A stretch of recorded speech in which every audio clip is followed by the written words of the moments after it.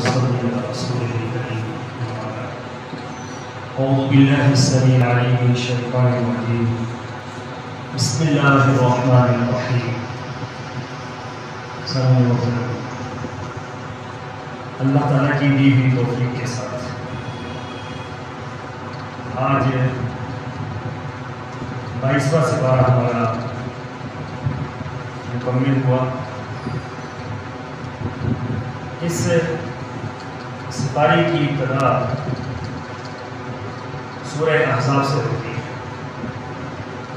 اور سورہ احزاب کا دور نزول مدینہ طیبہ کے ان حالات میں ہوتا ہے جب مسلمان شدید ترین ہر طرف سے دباؤ میں تھے اور ہر طرف سے مسلمانوں پر صورتحال میں اللہ تعالیٰ نے یہ سورہ مبارکہ نازل کی. ایک تو اس سورہ مبارکہ میں اللہ نے اہل ایمان کا طرز عمل بیان کیا کہ حقیقت یہ تھی کہ اہل ایمان جو ہے یہ گھبرا گئے تھے. اگر اللہ کی مدد شامل حال نہ ہوتی اور اللہ تعالیٰ اگر ان پر کرم نہ کرتا تو یہ کسی صورت میں بھی غزوہ احزاب سے مدبرہ نہیں ہو سکتے تھے. قرآن پاک کے الفاظ یہ ہیں کہ جنود لم تروہا، کہ ہم نے ایسے لشکروں سے مسلمانوں کی مدد کی کہ جو نظر نہیں آتے تھے. اللہ کے فرشتے آئے اور ان فرشتوں کی وجہ سے غزوہ احزاب کے اندر مسلمانوں کا پاسہ پلٹ گیا اور اس کے بعد کفار کے حوصلے پست ہوئے، کیونکہ یہ آخری بات تھا اور کاری بات تھی. کہاں 10,000 کا لشکر جرار اور اس کے مقابلے میں صرف مدینہ طیبہ کی چھوٹی سی آبادی اور مسلمان ہر طرف سے خطرات میں گھرے ہوئے.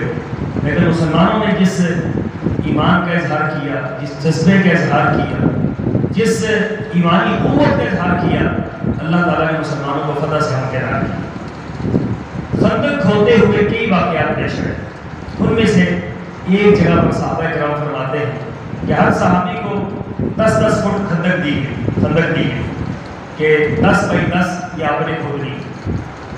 تو رسول اللہ صلی اللہ علیہ وسلم کے حصے میں بھی اتنی آئی. اب نظر لگائے ہیں کہ دنیا کے اندر جو کامیاب لیڈر ہوتے ہیں وہ ہمیشہ کمان کرتے ہیں اور کمان دار ہمیشہ آگے ہوتے ہیں، پیچھے نہیں. یہ پوری دنیا کا رہتا، پہلے بھی تھا اور آج بھی. کمانڈر ہمیشہ آگے ہوتا ہے. کمانڈر اگر پیچھے رہ جائے نا فوج کے حوصلے پست ہو جاتے ہیں.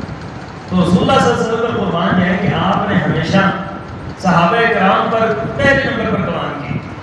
تو فرمایا کہ یہ جو میرے حصے میں آئے گی یہ میں کھولوں. ایک جگہ پر چٹان آئی، اتنی سخت چٹان تھی کہ صحابہ کرام نے بہت کوشش کی، وہ چٹان ٹوٹی نہیں. بابر صلی السلام کو آگے کہا گیا کہ اللہ کے رسول یہ چٹان ٹوٹ نہیں گئی. تو آپ تشریف لائے، آپ نے کدال اٹھائی اور آپ نے بسم اللہ پڑھ کر اس پر کدال ماری. تو آپ نے فرمایا سبحان اللہ، اللہ نے مجھے کیسر و کسرا کی چابی حوالے کر دی. اب اندازہ لگائیں کہ مدینہ طیبہ کے حالات کیا ہیں اور مدینہ طیبہ کے اندر کس قدر خطرات ہیں. اپنے بچاؤ کے لیے خندق کھودی جا رہی ہے اور رسول اللہ صلی اللہ علیہ وسلم یہ فرما رہے ہیں کہ اللہ تعالیٰ نے مجھے کسرا کی چابیاں دے دی. اللہ نے مجھے وہاں کے سرخ محلات دکھا دیے ہیں. سرخ محلات تک ہم پہنچیں گے. اور قربان جائیں صحابہ کرام پر کہ وہ بھی انکار کرنے والے نہیں کہ اللہ کے رسول صلی اللہ علیہ وسلم حالات کیا ہیں ہمارے اور آپ کیا فرما رہے ہیں. آپ ساتھ ساتھ خوشخبریاں دے رہے ہیں اور ساتھ ساتھ صحابہ کرام کا ایمان بڑھ رہا ہے. صحابہ یقین کر رہے ہیں کہ یقیناً یہ معاملہ ہوگا جو اللہ کے رسول صلی اللہ علیہ وسلم فرما رہے ہیں. یہ صحابہ کرام کا ایمان تھا رسول اللہ صلی اللہ علیہ وسلم کے اوپر. جو آپ نے فرمایا سنگین ترین حالات، سخت ترین حالات، مشکل ترین حالات، آپ فرما رہے ہیں کہ اللہ تعالیٰ پوری دنیا تمہارے زیر میں نہیں کرے گا. مسلمانوں نے اس بات کو مان لیا اور انہوں نے یہ سر تسلیم ختم کر لیا جیسے ہو اور ایسے ہوا بات. تو ان حالات میں یہ خندق کھودی گئی اور اس کے بعد اللہ تعالیٰ نے مسلمانوں کو فتحیاب کیا. یہ پورے کا پورا واقعہ سورہ احزاب کے اندر موجود ہے. اسی سورہ مبارکہ کے اندر رسول اللہ صلی اللہ علیہ وسلم کی ازواج مطہرات نے بتقاضۂ بشریت اللہ کے رسول صلی اللہ علیہ وسلم سے خرچے کا مطالبہ کیا. ہم یاد رکھیں کہ دنیا کا جتنا بھی کامیاب انسان ہو، گھر کے معاملے میں وہ کہیں نہ کہیں کوئی نہ کوئی جو ہے وہ مسئلہ درپیش رہتا ہے. تو یہ ہر کے ساتھ ہوتا. رسول اللہ صلی اللہ علیہ وسلم جیسی ہستی اور آپ علیہ الصلوۃ والسلام کی ازواج مطہرات جیسی عورتیں کائنات کے اندر کوئی مومنوں کی مائیں اور دنیا کی چنیدہ عورتیں تھیں جو آپ علیہ الصلوۃ والسلام کے گھر میں ہیں. لیکن کی تو عورتیں بشری تقاضے تو ان کے ساتھ بھی تھے, معاملات تو ان کے ساتھ بھی تھے. تو انہوں نے کیا کیا کہ اللہ کے رسول صلی اللہ علیہ وسلم سے مطالبہ کیا کہ ہمارا خرچہ بڑھایا جائے. آپ علیہ الصلوۃ والسلام خاص خرچہ دیتے تھے ہر بیوی اور خاص حجرے کے اندر رکھا ہوا تھا. 9 حجرے تھے مسجد نبی کے باہر اور 9 حجروں میں یہ 9 ازواج مطہرات رہتی ہیں اور سب کو ایک جیسے حجرے دیے گئے تھے. ان میں آپ علیہ الصلوۃ والسلام باری باری الگ الگ بیوی کے پاس جاتے تھے. ایک ایک باری آپ نے مقرر کی ہوئی تھی تو 9 دنوں میں 9 ازواج مطہرات کی باریاں پوری ہو جاتی ہیں. تو ازواج مطہرات نے آپ سے خرچے کا مطالبہ کیا تو آپ علیہ الصلوۃ والسلام اس بات پر ناراض ہوئے اور آپ نے اپنی ازواج مطہرات سے ایلا کر لیا. ایلا کہتے ہیں قسم کھا لینے کو کہ میں بیوی کے پاس نہیں جاؤں. اب قرآن پاک کے الفاظ یہ ہیں کہ اگر کوئی بندہ ایلا اپنی بیوی سے یہ قسم کھا لیتا ہے کہ میں اس کے پاس نہیں جاؤں گا تو 4 مہینے کی مدت, 4 مہینے کے اندر یہ تو رجوع کرے گا, طلاق ہو جائے گی. تو رسول اللہ صلی اللہ علیہ وسلم نے ایلا کر لیا. تو آپ علیہ الصلوۃ والسلام اپنے گھر کے بالا خانے میں آپ تشریف لے گئے. ازواج مطہرات سے آپ نے لے لی اختیار کر. یہ خبر اب قیامت بن کر ٹوٹی ہر طرف. یہ کیا معاملہ ہو گیا؟ اللہ کے رسول صلی اللہ علیہ وسلم نے خبر یہ پھیلی کہ اللہ کے رسول نے ساری ازواج مطہرات کو طلاق دے دی. اب آپ تھوڑا سا اندازہ لگائیں کہ آپ کے گھر کے اندر کس کس کی بیٹی ہے؟ حضرت بکر صدیق کی بیٹی, حضرت عمر فاروق کی بیٹی, اس طرح قریبی صحابہ کرام ہیں جن کی بیٹیاں ہیں, ابو سفیان کی بیٹی, پھر حضرت صفیہ ہے جو بادشاہ کی بیٹی ہے. وہ معمولی لوگ تو نہیں تھے, بہت بڑے بڑے لوگ تھے, بہت عظیم لوگ تھے اور بہت قریبی لوگ تھے. اتنا قریب کا تعلق, اور ایک تعلق نہیں 100 تعلق تھا آپ کا. یہ یہاں پر ایک بات بڑی عجیب نظر آتی ہے کہ صحابہ کرام کی محبت رسول اللہ صلی اللہ علیہ وسلم سے اتنی عجیب تھی کہ ہمیشہ باپ میں نے یہی دیکھا ہے کہ بیٹی کا ساتھ دیتا ہے. ہر جگہ پر باپ جو ہے بیٹی کا ساتھ دیتا ہے, لیکن یہاں پر میں دیکھتا ہوں کہ باپ بیٹی کا ساتھ نہیں دے رہا, باپ محمد رسول اللہ صلی اللہ علیہ وسلم کا ساتھ, لیکن داماد کا ساتھ دے رہا. حضرت بکر صدیق رضی اللہ تعالیٰ اور حضرت عمر رضی اللہ عنہ, حضرت عمر تشریف لائے تو انہوں نے اپنی بیٹی کو مارا, گھر میں آ کر مارا کہ تمہاری جرت کیسی, تم نے اللہ کے رسول صلی اللہ علیہ وسلم سے مطالبہ کیا. حضرت بکر صدیق نے اپنی بیٹی کو مارا کہ تم نے کیسی جرت کی اللہ کے رسول صلی اللہ علیہ وسلم سے, اور پھر اللہ کے رسول سے پوچھ بھی نہیں کہ واقعہ کیا ہے, ماجرا کیا ہے, آپ نے طلاق دے دی ہے, کیا معاملہ ہوا ہے. یہاں تک کہ اس معاملے کو 29 دن گزر گئے اور 29 دن کے بعد رسول اللہ صلی اللہ علیہ وسلم تشریف لائے اور آپ سب سے پہلے حضرت عائشہ صدیقہ کے گھر گئے. تو حضرت عائشہ صدیقہ رضی اللہ تعالیٰ عنہ چونکہ بہت زیادہ اللہ تعالیٰ نے ذہن سے نوازا تھا, اللہ نے ان کی فہم و فراست بہت زیادہ رکھی تھی, کہنے کہ اللہ کے رسول صلی اللہ علیہ وسلم آپ نے 1 مہینے کی قسم کھائی تھی تو ابھی تو 29 دن ہوئے, آپ 29 دن میں واپس آ گئے. تو آپ نے فرمایا عائشہ مہینہ 29 دن کا بھی ہوتا ہے. تو آپ حضرت عائشہ صدیقہ کے پاس آئے, پھر آپ ایک ایک بیوی کے پاس رہنے لگے اور ان کو جا کر سمجھایا کہ اگر تم نے, قرآن پاک کے الفاظ یہ ہیں کہ تم تريدن الحياة الدنيا وزينتها فتعالين أمتعكن وأسرحكن سراحا جميلا, اگر تم دنیا چاہتی ہو تو تمہیں کچھ نہ کچھ دے کر میں فارغ کر دیتا ہوں. وَإِن كُنتُنَّ تُرِدْنَ اللَّهَ وَرَسُولَهُ وَالدَّارَ الْآخِرَةَ اللَّهُ أَكْبَرُ فَإِنَّ اللَّهَ أَعَدَّ لِلْمُحْسِنَاتِ مِنكُنَّ أَجْرًا عَظِيمًا. اگر تم آخرت کا گھر چاہتی ہو اور آخرت کی رسول کی آخرت کی رفاقت چاہتی ہو تو پھر اللہ تعالیٰ نے آخرت میں بہت کچھ تیار کر رکھا ہے. جب یہ آیات اترتی ہیں ازواج مطہرات کو یہ آیات پڑھ کر سنائی جاتی ہیں تو آپ اندازہ لگا لیں ایک بیوی ایسی نہیں تھی جس نے یہ کہا ہو اللہ کے رسول میرا زیادہ خرچہ اب بھی جو ہے مطالبہ ہوئی ہے, سب اپنے مطالبے سے رجوع کر لیا اور رسول اللہ صلی اللہ علیہ وسلم کی اطاعت اور فرمانبرداری میں فرمایا اللہ کے رسول جو آپ دیں گے ہم لینے کو تیار, جو آپ حکم دیں گے ہم کرنے کو تیار, جو آپ فرمائیں گے ہمارا کوئی مطالبہ نہیں آپ سے. یہ ازواج مطہرات کا کردار تھا اور یہ رسول اللہ صلی اللہ علیہ وسلم سے محبت تھی. تو یہ پورا واقعہ قرآن پاک نے اسی سورہ مبارکہ کے اندر بتلایا. پھر اسی سورہ مبارکہ کے اندر اللہ تعالیٰ نے احکامات حجاب نازل فرمائے. یہ حجاب کی آیات 2 صورتوں کے اندر موجود ہیں. حجاب کے احکامات ایک سورہ نور کے اندر ہے اور ایک سورہ احزاب کے اندر. سورہ احزاب کے اندر ابتدائی احکامات یا نساء النبی لستن کاحد من النساء ان اتقیتن فلا تخضعن بالقول ویطمع الذی فی قلبہ مرض وقلن قولا معروفا. یہاں سے ابتدا ہوتی ہے اور وقرن فی بیوتکن ولا تبرجن تبرج الجاہلیۃ الاولی واقمن الصلاۃ وآتین الزکاۃ واطیعن اللہ ورسولہ. یہ آیت اترتی ہے کہ اب تم نے گھروں سے باہر نہیں نکلنا اور جب کسی سے بات کرنی ہے فَاسْأَلُوهُنَّ مِن وَرَاءِ حِجَابٍ تو پردے کے پیچھے سے بات کرنی ہے اور بات کرتے ہوئے لوچ دار طریقے سے یا کسی ایسے طریقے سے بات نہیں کرنی کہ سننے والا جو ہے وہ کوئی بات دل میں لے بیٹھے، بلکہ صاف اور سیدھی اور کھڑی اور ستھری بات کرنی ہے اور پردے کے پیچھے سے کرنی ہے. آپ یہ اندازہ لگا لیں کہ مومنوں کی مائیں تھی، ان کو حکم تھا کہ بات کہاں سے کرنی، پردے کے پیچھے سے کرنی. آج ہی کہا جاتا ہے کہ دل کا پردہ، آج ہی کہا جاتا ہے کہ دل کا پردہ ہونا چاہیے. تو دل کو ویسے ہی پردے میں بھائی دل کو آپ کون سی اور پردے میں ڈالیں گے؟ پردہ جو ہے یہ چہرے کا ہے. شرم و حیا جو ہے اللہ تعالیٰ نے ظاہری باطنی دونوں رکھی ہے. باطن کے اندر اللہ نے ایمان رکھ دیا، ظاہر کے اندر اللہ تعالیٰ نے اصول رکھ دیے کہ آپ کے جسم کا کوئی عضو نظر نہیں آنا چاہیے. آپ کا چہرہ ڈھکا ہوا ہو، آپ کے ہاتھ ڈھکے ہوئے ہوں، آپ کے پاؤں ڈھکے ہوئے ہوں، آپ کے جسم پر ایسا لباس ہو کہ جو ڈھلکتا ہوا نہ ہو، جس سے جسم کی اعضاء نظر نہ آتے ہو، جسم واضح نہ ہوتا ہو، بلکہ اس انداز سے آپ رہیں کہ کوئی یہ تصور نہ کر پائے کہ یہ عورت بوڑھی ہے یا جوان. پردے کا معنی نہیں ہوتا. پردے کا معنی یہ تو نہیں ہے کہ اگر بوڑھی بھی ہو تو جوان نظر آئے.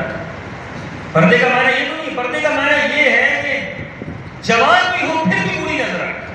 اور ایک مرتبہ ہمیں یہ تجربہ حاصل ہوا کہ وہ ہمارے وہاں مدرسہ تھا پنڈی میں، تو ہماری وہاں پر بہنیں پڑتی تھی، ان کو لینے کے لیے ہم جاتے تھے. ان کو وہ ٹوپی والا برقع پہنا،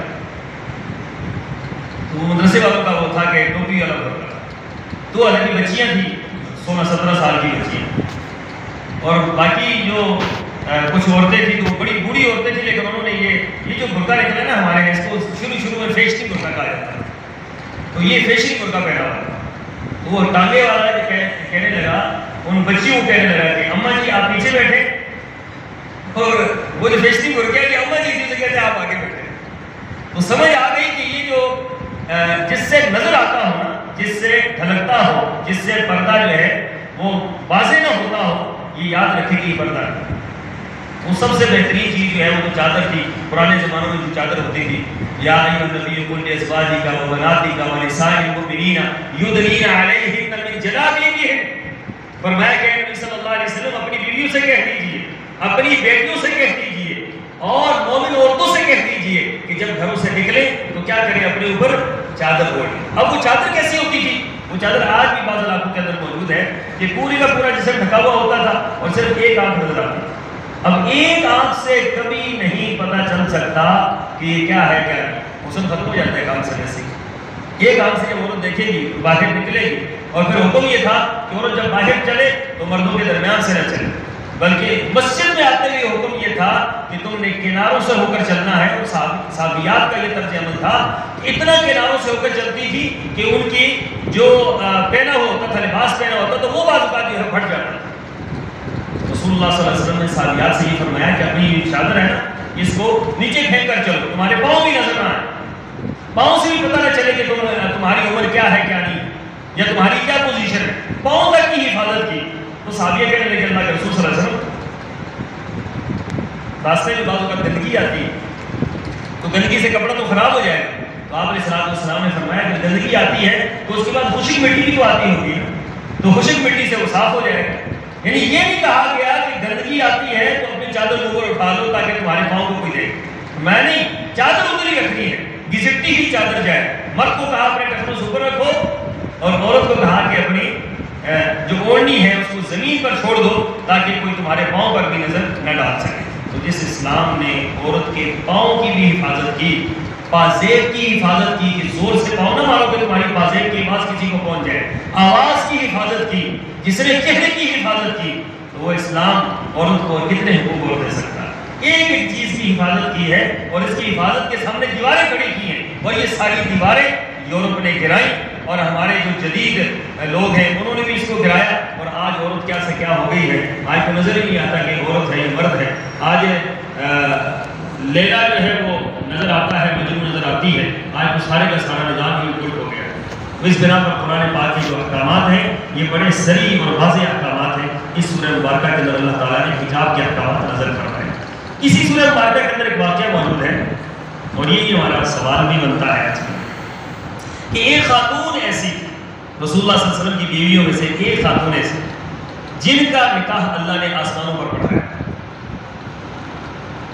جی نہیں، جی نہیں، معاملہ صاحب جی نہیں، ماشاء اللہ جزاکم اللہ خیر۔ آپ بھی غالباً حضرت زینب نہیں کہہ رہے ہو، ماشاء اللہ۔ یہ حضرت زینب بنت جحش یہ وہ واحد صحابیہ تھی رضی اللہ تعالیٰ، ان کا واقعہ موجود ہے، یہ شروع سورہ احزاب میں ہے کہ یہ حضرت زید کے گھر میں تھی۔ حضرت زید رسول اللہ صلی اللہ علیہ وسلم کے منہ بولے بیٹے تھے، اور عرب معاشرے کے اندر منہ بولے بیٹے کی بیوی سے نکاح نہیں ہوتا تھا۔